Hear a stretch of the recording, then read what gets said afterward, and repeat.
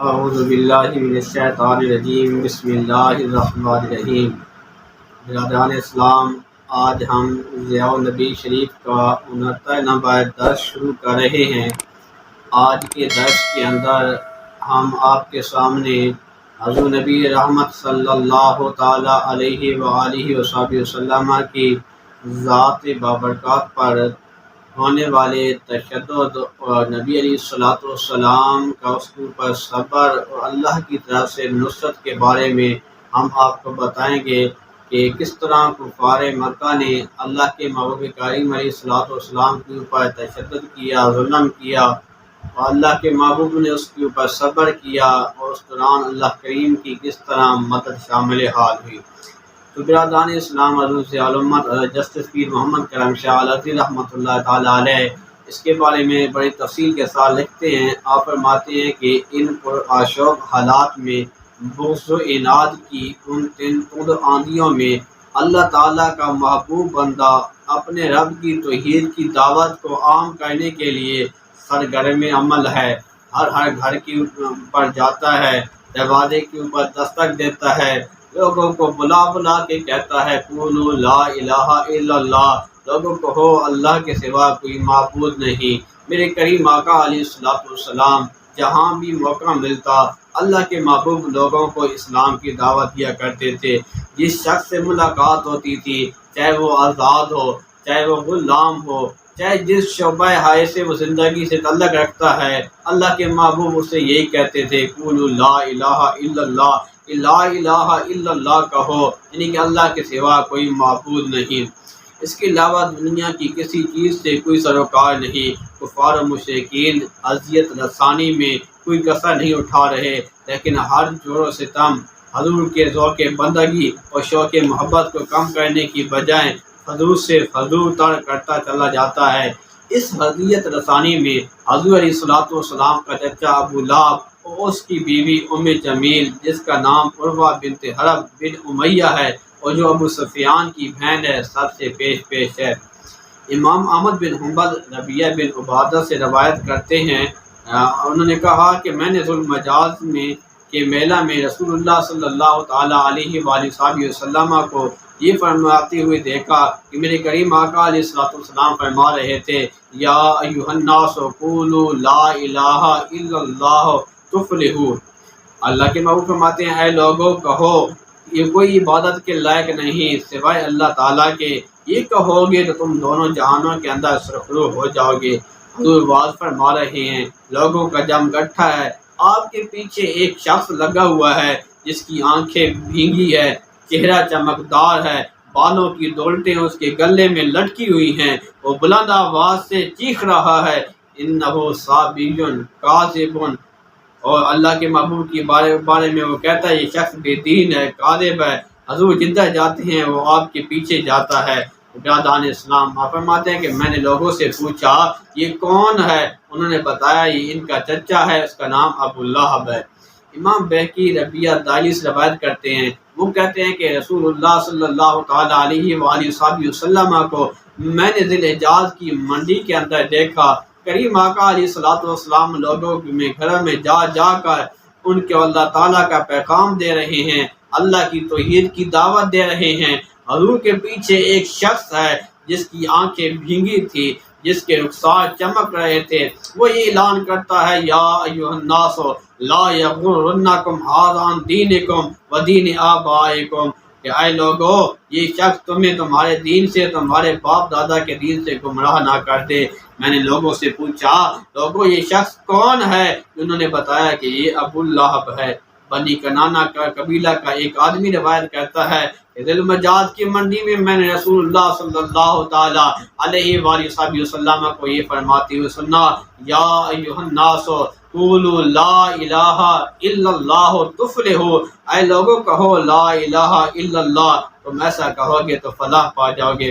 میں نے دیکھا کہ ایک آدمی حضور کے پیچھے ہے، یعنی کہ بہت سی ایسی روایات ہیں جن کے اندر ابو لہب کا یہ طرز عمل بتایا جا رہا ہے۔ تو برادران اسلام، جب ابو لہب کے اس طرح کی جو حرکت تھی تو اس کے اوپر اللہ کریم نے کو بڑا غصہ آیا۔ نبی علیہ الصلوۃ والسلام کے پیارے صحابہ فرماتے ہیں کہ میں نے دیکھا کہ یہ ایک آدمی حضور کے پیچھے ہے، آپ پر مٹی ڈال رہا ہے۔ ابو لہب کے بارے میں وہ کہتا ہے، بس میں نے غور کیا تو وہ ابو لہب تھا۔ وہ کہہ رہا تھا، لوگوں یہ شخص تمہیں ہمارے دین سے گمراہ کر دے گا، اس کی مرضی یہ ہے کہ تم لات و عزا کی پرستش چھوڑ دو، تمہارے دین سے اپنے دین کو چھوڑ دو۔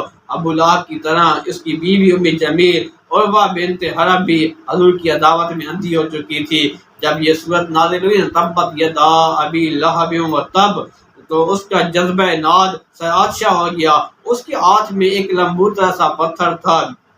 وہ حضور کی تلاش میں حرم شریف میں آئی۔ اس وقت حضور نبی رحمت صلی اللہ تعالیٰ علیہ وآلہ وسلم کے ساتھ جناب سیدنا صدیق اکبر رضی اللہ تعالیٰ عنہ بھی حاضر تھے۔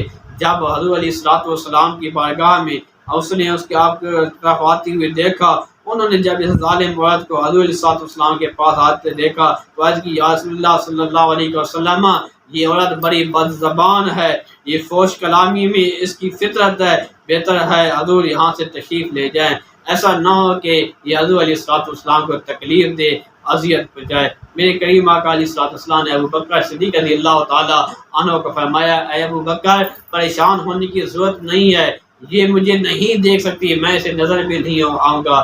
چنانچہ ایسا ہی ہوا۔ جب وہ عورت آئی تو اس نے سیدنا صدیق اکبر رضی اللہ تعالیٰ عنہ کو مخاطب ہو کر فرمایا، کہنے لگی کہ اے ابو بکر، تیرے دوست نے میری ہجر کی ہے، انہیں کیا ہو گیا ہے کہ وہ میرے بارے میں شعر کہنے شروع کر دیے ہیں۔ برادر اسلام، آپ نے فرمایا، بخدا آپ تو شعر کہتے نہیں ہیں، آپ تو کسی کی ہجر نہیں کرتے۔ اور ایک روایت میں ہے کہ آپ نے کہا، اس کے گھر کے رب کی قسم، اس گھر کے رب کی قسم، انہوں نے تیری ہجر نہیں کی ہے، نہ وہ شاعر ہیں۔ وہ کہنے لگی، آپ میرے نزدیک سچے ہیں، اور یہ کہتے ہوئے وہاں سے وہ واپس چلی گئی۔ سارے قریش جانتے ہیں کہ میں ان کے سردار عبد المناف کی بیٹی ہوں، اور جس کا باپ عبد المناف ہو کسی کو زیب نہیں دیتا کہ وہ اس کی مذمت بیان کرے۔ برادران اسلام، حضرت ابوبکر نے عرض کیا، رسول اللہ صلی اللہ علیہ وسلم، ایسا معلوم ہوتا تھا کہ وہ آپ کو نہیں دیکھ رہی تھی، آپ اسے نظر نہیں آ رہے تھے، کیونکہ وہ مجھ سے مخاطب تھی، مجھ سے باتیں کر رہی تھی۔ برادران اسلام، آپ نے جب اس سے پوچھا تو کہنے لگی، تم میرے ساتھ مذاق کرتے ہو، بخدا مجھے تمہارے پاس اور کوئی شخص نہیں دیکھتا۔ جب حضرت سیدنا صدیق اکبر رضی اللہ تعالیٰ عنہ نے اس سے بھی پوچھا تو اس نے یہی جواب دیا، یعنی ام جمیل نے۔ دوسری روایت اور بھی بہت سی روایات ایسی ہیں کہ جس کے اندر اس طرح کی روایات بیان کی جاتی ہیں، ابو لہب کے لہجے کو، ابو لہب کی گستاخیوں کو بیان کیا جاتا ہے۔ چنانچہ علامہ سیوطی نے درِ منصور کے اندر ایک اور روایت نقل کی ہے۔ ایک روز حضور نبی رحمت صلی اللہ تعالیٰ علیہ وآلہ وسلم ایک مجلس میں تشریف فرما تھے، اور وہ آئی اور کہنے لگی، یا محمد، تو نے کس طرح میری ہجر کہی ہے؟ حضور نے فرمایا، بخدا میں نے تیری مذمت نہیں کی، بلکہ اللہ تعالیٰ نے تیری ہجر کہی ہے۔ وہ کہنے لگی، آپ نے مجھے کبھی ایندھن سر پر اٹھائی دیکھا ہے کہ مجھے حمالۃ الحطب کہا ہے، اور کبھی میرے گلے میں کھجور کی چھال کی رسی دیکھی ہے کہ میرے بارے میں کہا، فی جیدہا حبل من مسد؟ اس کے اس قول سے مفسرین کی تائید ہے کہ جنہوں نے کہا کہ حمالۃ الحطب کا مطلب کیا ہے کہ چغل خوری کرنے والی، کیا اور رسی سے، اور رسی وہ مراد ہے جو آگ سے بنی ہوئی ہے، اور 70 گز لمبی ہے، اور دوزخ میں اس کے گلے میں ڈالی جائے گی۔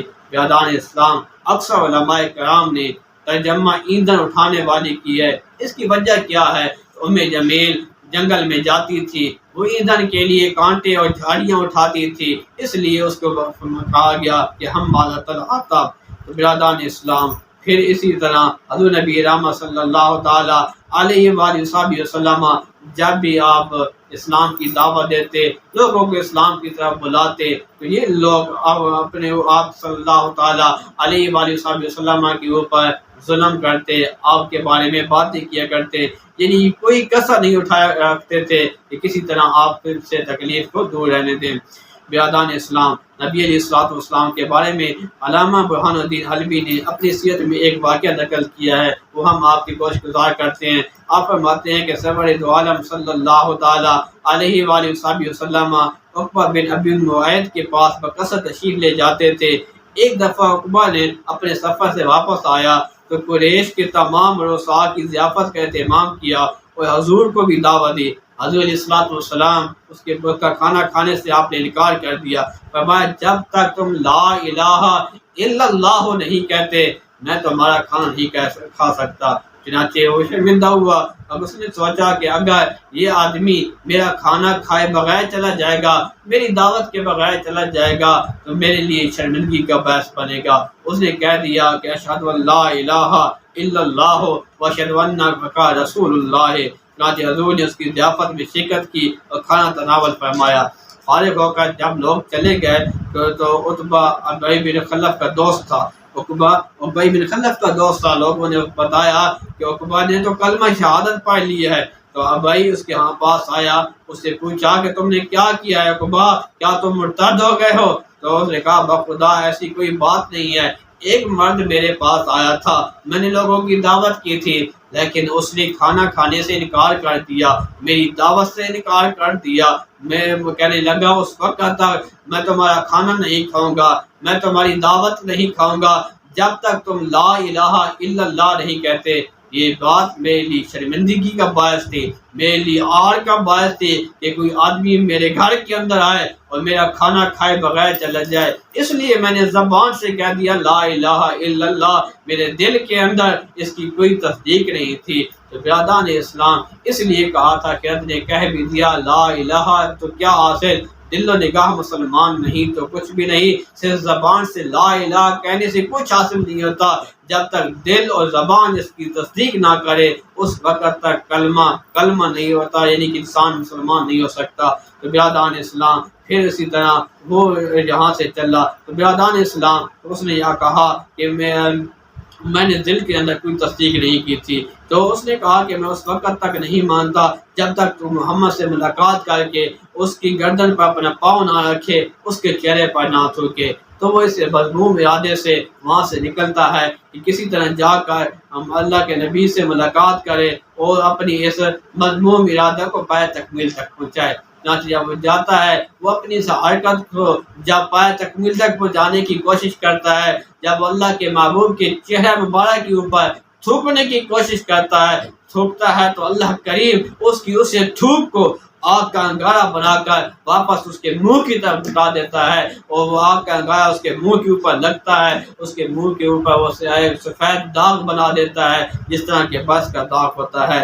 برادران اسلام وہ فرماتے ہیں کہ اس بدبخت کے چہرے کے اوپر مرتے دم تک وہ نشان باقی رہا تھا۔ پھر اللہ کریم نے اس بدبخت کے بارے میں یہ آیت کریمہ نازل فرمائی، یوم یعض الظالم علی یدیہ یقول یا لیتنی اتخذت مع الرسول سبیلا یا ویلتی لیتنی لم اتخذ فلانا خلیلا لقد اضلنی عن الذکر بعد اذ جاءنی وکان الشیطان للانسان خذولا۔ کہ اس روز ظالم کاٹے گا اپنے ہاتھوں کو تو کہے گا کاش میں نے اختیار کیا ہوتا رسول مکرم کی میت میں نجات کا راستہ، ہائے افسوس کاش نہ بنایا ہوتا میں نے خدا کو اپنا دوست، باقی اس نے بہکا دیا مجھے اس قرآن سے، اس کے میرے پاس آ جانے کے بعد، اور شیطان تو ہمیشہ سے انسان کو بھی یار و مددگار چھوڑنے والا ہے۔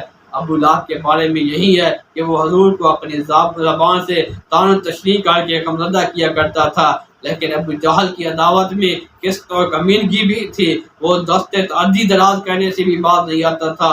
عباس بن عبد المطلب سے مروی ہے، آپ کہتے ہیں کہ ایک دن مسجد میں تھا، ابو جہل ملعون آ گیا اور کہنے لگا کہ میں نے اللہ تعالیٰ کی نظر مانی ہے کہ اگر محمد صلی اللہ علیہ وسلم کو سجدہ کی حالت میں دیکھوں گا تو اپنا قدم آپ کی گردن پر رکھوں گا۔ یہ سن کر میں حضور کی خدمت میں حاضر ہوا۔ حضرت عباس فرماتے ہیں کہ میں حضور کی خدمت میں حاضر ہوا، میں نے عرض کی کہ اس کے مذموم ارادے سے آپ صلی اللہ علیہ وسلم کو آگاہ کیا۔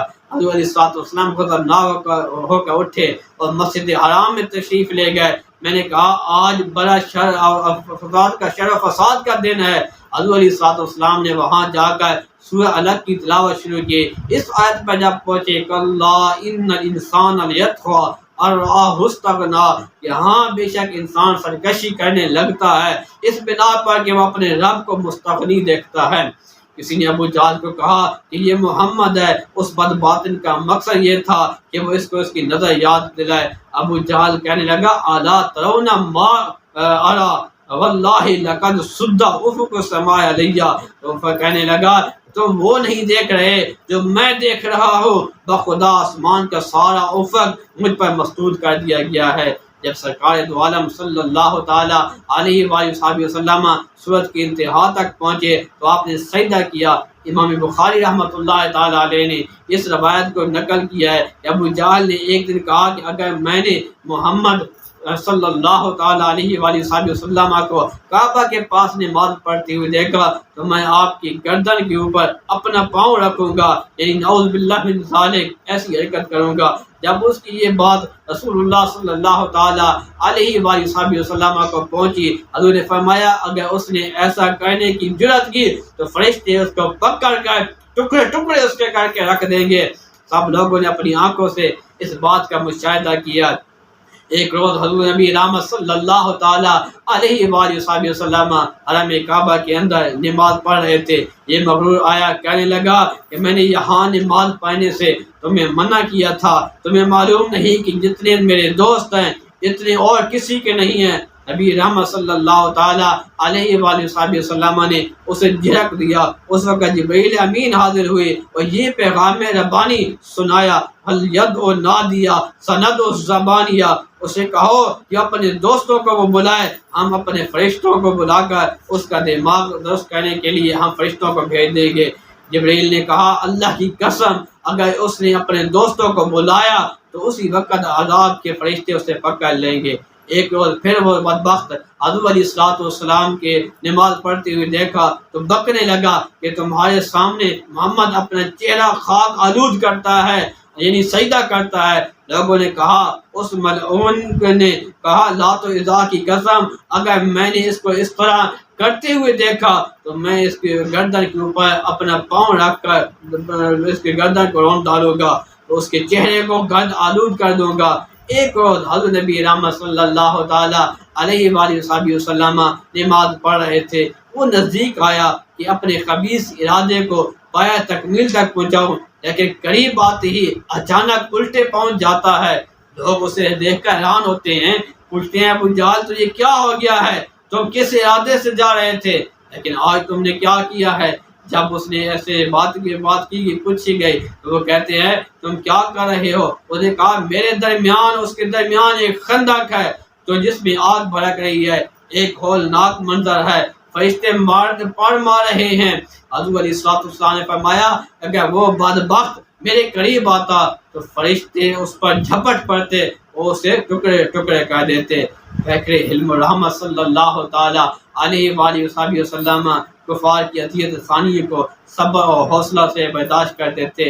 وہ نابکار حضور علیہ السلام کی علم کو کمزوری سمجھتے تھے، وہ اپنی دل آزاریوں کا اضافہ کرتے چلے جاتے تھے۔ یادان اسلام یہ ان کے اندر اضافہ ہوتا ہی چلا رہا تھا۔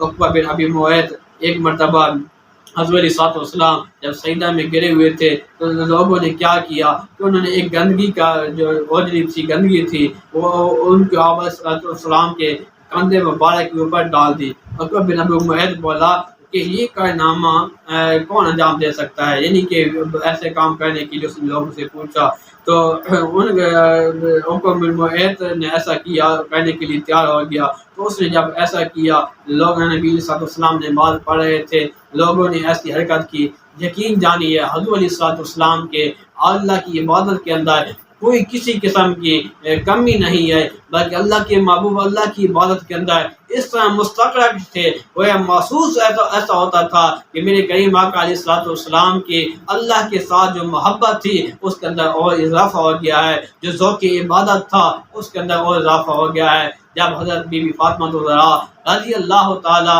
عنہا کو اس بات کی معلوم ہوا تو علم ہوا تو آپ دوڑتی ہوئی آئے، اپنے ننھے ہاتھوں سے اپنے بابا جان کے کندھے مبارک سے اس گندگی کو اٹھایا۔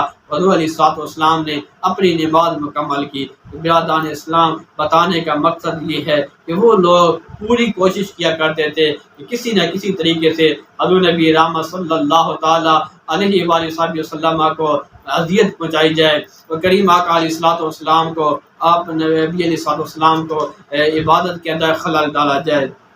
برادران اسلام اسی طرح کا ایک اور واقعہ ہے حضرت نبی رحمہ صلی اللہ تعالیٰ علیہ وآلہ وسلم نے جب یہ معاملات دیکھے تو میرے کریم آقا علیہ الصلوۃ والسلام نے پھر بھی ان کو دعائیں دیا کرتے تھے۔ اللہ کے محبوب نے دعا فرمائی، بلکہ اللہ کے محبوب نے ان کے بارے میں یہ الفاظ کہ اللہم علیک بہذا الملأ من قریش، اللہم علیک بعتبہ بن ربیعہ، اللہم علیک بشیبۃ بن ربیعہ، اللہم علیک بابی جہل، یعنی ان تمام کے بارے میں اللہ کے محبوب نے فرمایا اللہم علیک بعقبہ بن ابی معیط، اللہم علیک بابی بن خلف وامر بن خلف، الہی ان دشمنان کو ہلاک کر دو۔ اللہ کے محبوب ویسے تو رحمت للعالمین تھے، جب انہوں نے اپنی تمام حدیں پار کر دی پھر اللہ کے محبوب نے اللہ کی بارگاہ میں یہ دعا فرمائی۔ تو عبداللہ کہتے ہیں کہ جن لوگوں کے نام لے کر حضور علیہ السلام نے دعا فرمائی وہ تمام بدر کے میدان میں موت کے گھاٹ اتار دیے گئے،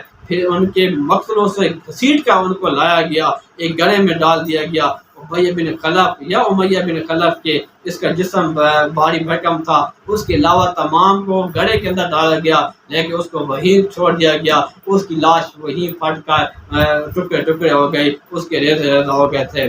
عروہ بن زبیر نے عبداللہ بن عمر بن عاص سے درخواست کی کہ مجھے کوئی واقعہ سنائیے کہ کفار نے سرکار عالم صلی اللہ تعالیٰ علیہ وآلہ وسلم کو اذیت پہنچائی ہو۔ حضرت عبداللہ نے بتایا کہ ایک روز سرکار عالم صلی اللہ تعالیٰ علیہ وآلہ وسلم حرم مکہ کے اندر نماز پڑھ رہے تھے کہ عقبہ بن ابو معیط یا اس نے اپنی چادر حضور علیہ السلام کے گردن میں ڈال دی، اسے بل دینے شروع کر دیے، اس زور سے بھینچا کہ حضور کا دم گھٹنے لگا۔ اچانک سیدنا صدیق اکبر رضی اللہ تعالیٰ عنہ تشریف لے آئے، آپ یہ منظر دیکھ کر بے چین ہو گئے، عقبہ کو اس کے کندھے سے جا کر پکڑا، اسے زور سے دھکا دیا، وہ دور جا کر گر گیا، اور ساتھ ہی یہ فرمایا اتقتلون رجلا ان یقول ربی اللہ وقد جاءکم بالبینات من ربکم، بے شرمو تمہیں ایسی ہستی کو تم قتل کرتے ہو جو یہ کہتا ہے کہ میرا پروردگار اللہ تعالیٰ ہے اور تمہارے سامنے اس پر دلائل بھی پیش کرتا ہے۔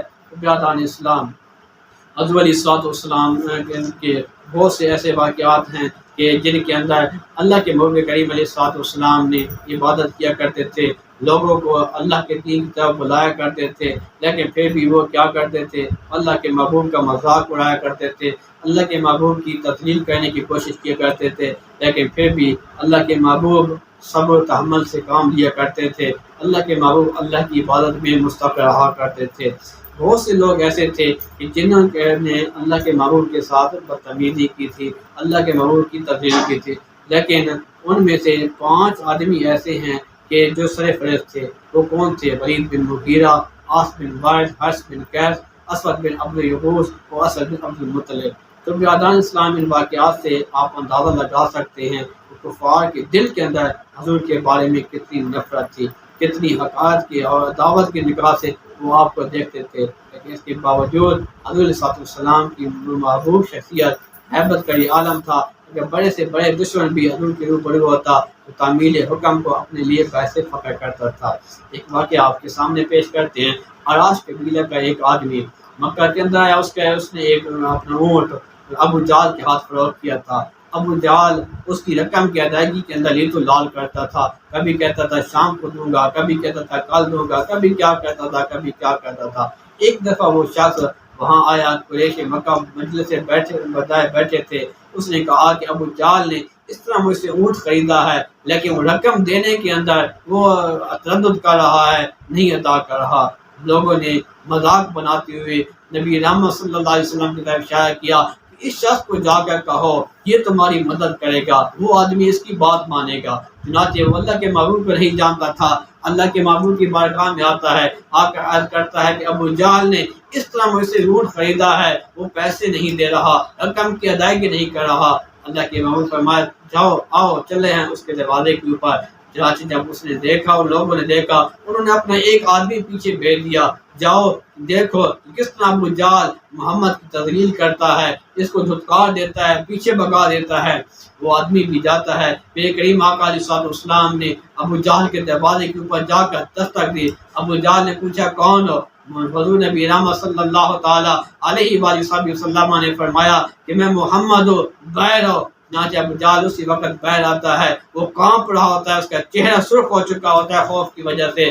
برادران اسلام، جب حضور نبی رحمت صلی اللہ تعالیٰ علیہ وآلہ وسلم نے اس کو فرمایا کہ تم اس کو اپنا جو ادائیگی ہے اس کا ادائیگی کر دو، اس نے ہاتھ جوڑ کر معافی مانگی، کہا کہ میں بھی پیسے لے کر آتا ہوں، اس کی ادائیگی کرنے کے لیے تیار ہوں۔ چنانچہ وہ گھر گیا، گھر سے مطلوبہ رقم لے کر آیا جو اس عرشی نامی شخص کی تھی، وہ لے کر آیا، اس کو حوالے کر دیا۔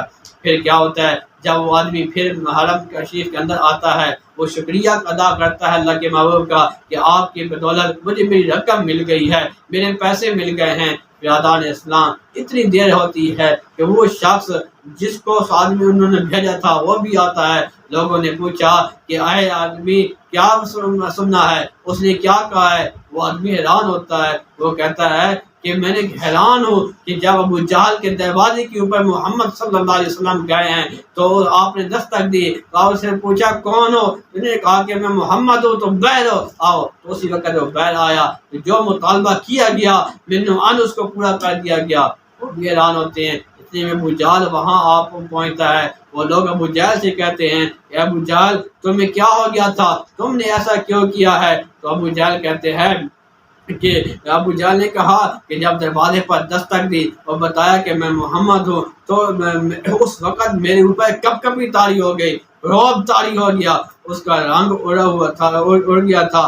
برادران اسلام، وہ کہتا ہے کہ میں گھر میں تھا، میرے باہر سے آواز دی گئی، مجھے خوف لائق ہو گیا، اور جب میں باہر آیا تو میں نے کیا دیکھا کہ ایک بڑی کھوپڑی والا ایک اونٹ اور موٹی گردن والا، اس نے منہ کھولا ہوا تھا کہ مجھے ایسا لگ رہا تھا میرے اوپر وہ لپک رہا ہے، اگر میں انکار کرتا تو مجھے اپنے منہ کے اندر لے لیتا۔ اس لیے اس نے کہا کہ میں نے لیت اللہ نہیں کیا، جو ہی مجھے حکم دیا گیا میں نے اس کے اوپر عمل کر دیا۔ برادران اسلام، اسی قسم کا ایک واقعہ زبیدی کے ساتھ بھی واقعہ پیش آیا۔ تو یہ واقعات ایسے ہیں جو ہمیں بتاتے ہیں کہ اللہ کے محبوب اللہ کی دعوت دینے میں پیچھے نہیں رہے۔ کفار نے جتنا ہو سکتا تھا اللہ کے محبوب کے ساتھ بدتمیزی بھی کی، آپ کو تکلیف پہنچانے کی بھی کوشش کی، لیکن اللہ کے محبوب کے صبر کے اندر، اللہ کے محبوب کے حلم کے اندر کسی قسم کی کمی نہیں ہے۔ اور کس طرح اللہ نے اپنے محبوب کی مدد کی، نصرت کی۔ اللہ تبارک و تعالی ہم سب کو یہ ساری باتیں سمجھنے کی توفیق عطا فرمائے، اللہ کے نبی کے ساتھ سچی محبت کرنے کی توفیق عطا فرمائے۔ وآخر دعوانا الحمدللہ رب العالمین۔